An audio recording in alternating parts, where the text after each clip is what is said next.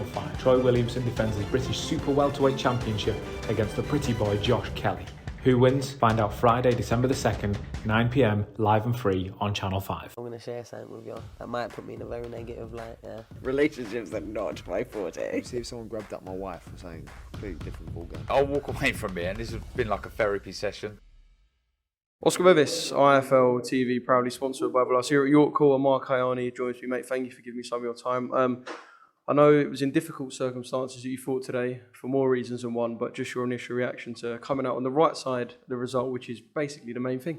Yeah, no, 100%. Obviously, going into the fight this morning, unfortunately, I got food poisoning, man. So I woke up in the morning, my stomach was all over the place, I was puking. And to be honest, I didn't think I was going to fight today. So obviously, I puked and I went to bed for a few hours. I woke back up and I still felt mash up. I rang Stuart, I told him about what's going on. I said, look, Stuart, I know I'm supposed to be boxing today, but I don't know if I could do 6 rounds. I can't even. Do you know, I was walking and my legs had no energy in them. I couldn't carry my bag. I had to make my little cousin carry my bag to the venue.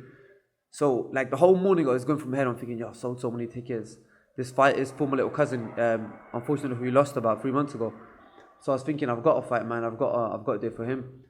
And that's what put me through it, man. On a normal situation, like on a normal day, I would never have taken this fight, but I knew I had Rafaki with me today, man. I knew he was in the ring with me today, and every step of the way, like every single punch, like he took it with me.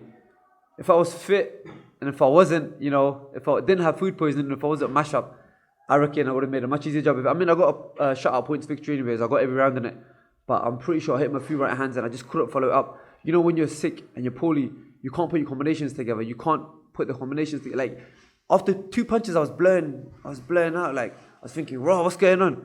But yeah, main thing is we got through it, man, and on to the next one. We spoke about Rafaki and kind of everything that happened. So obviously today was in his memory, so that victory was for him. What's it like being in there like that? Because I know what sort of fight you are from seeing you fight and seeing you in the gym. You like to be on your toes, you like to move, you like to have a bit of fun with your boxing as well. When you kind of can't do that because like you want to do that, but physically you can't, it must be more frustrating than anything. You want to put things into practice, but your body's just not letting you. Joe, you could see from the first round, he caught me with a jab, and normally I'm like slipping out the way of the jabs. I was doing pads with my coach in the back, and I was hitting the pads and I was thinking like, yo, I'm blowing out a little bit. But I thought, you know what, as soon as the bell goes, I'll be all right. But it's you learn a lot from stuff like this as well. I know if I ever feel like this again, I'm not going to take the fight.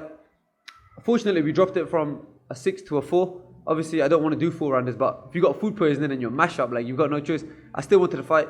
I know if I can fight in these conditions, I could fight in any condition, man. Like today was 40% of me, 40%.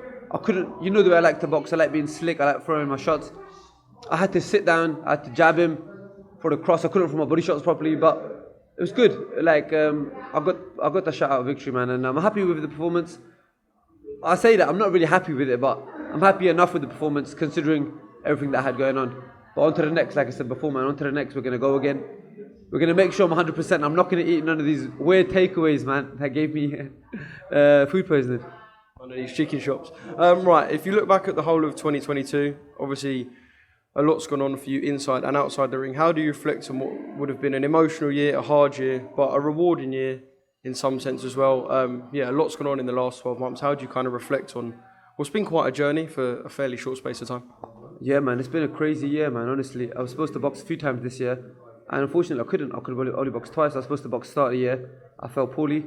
Then I boxed mid-year, and I was supposed to box twice after that. But then, unfortunately, my cousin passed away. And when he passed away, he was at the back of my head. He's the one that got me through today, man. Honestly, without him, I don't think I would have got through in 4 rounds. After round 1, I felt like saying to my coach Stuart, I felt like saying, "Yo, fucking for Thailand." Nah, I would never say that. But you know what I mean. I was fucked, man. But yeah, everyone had belief in me, man. And like, I got through it. And do you know what? At some point, I want to fight him again, man, because I want to show you guys what I can actually do. And yeah, man, it's been a hard year, but it's coming to a close, and hopefully next year is going to be a lot better.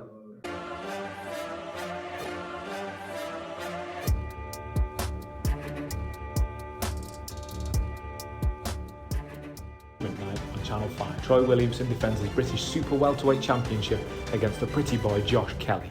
Who wins? Find out Friday, December the 2nd, 9 p.m, live and free on Channel 5. I'm gonna share something with you that might put me in a very negative light. Yeah. Relationships are not my forte. See if someone grabbed up my wife or something completely different ballgame. I'll walk away from it, and this has been like a therapy session.